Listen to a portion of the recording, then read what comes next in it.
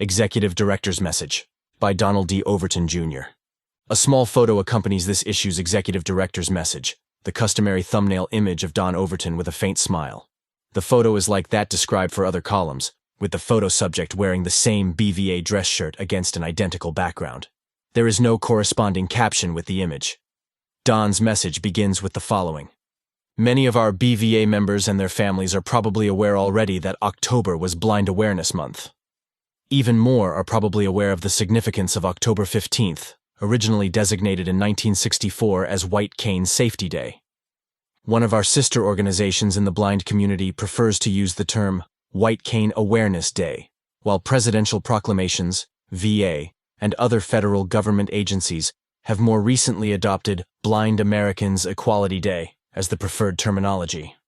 Many of you at the regional group level participated this year in local activities on or around October 15th that call attention to safety issues for the blind and low vision at VA facilities, schools, or other locations with a public presence.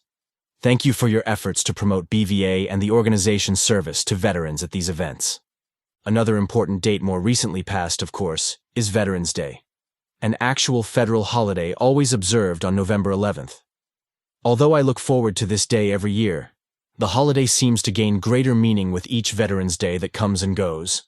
This happens as my friendships and associations with veterans increase.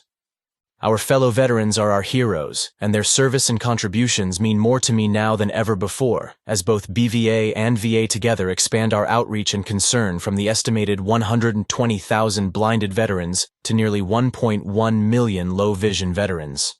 For budget reasons, we set out to do this, at least for now, without additional professional staff or other important resources, but with a dedicated group of trained BVA ambassadors, volunteers, and role models who understand the meaning of dedication and loyalty to a cause. One such standout role model who attended the 78th National Convention is 93-year-old Army veteran Enrique Sanchez of the Bronx, New York, a Mexican-born naturalized U.S. citizen. Enrique's trip to St. Louis put him at 48 consecutive national conventions attended. For that incomparable achievement and several more, he was more than well deserving of BVA's Circle of Excellence Award, announced at the President's reception and later presented at the awards banquet. While Enrique's mobility may not come as easy as it did just a few years ago, we all sense that he still has the same enthusiasm and desire to serve his fellow veterans that he did when associating with them at his first convention in 1976. One of his greatest triumphs, likely the one that tops them all, was his adjustment to blindness. "The thing that got me through was joining BVA," he was quoted as saying in a recent Bulletin article. VA and BVA see to it that we have the necessary tools to work with, that we are always taken care of, and that we are never alone.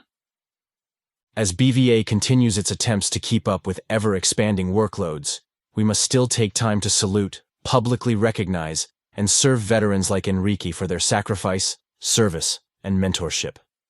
Please make doing so a priority this year as never before.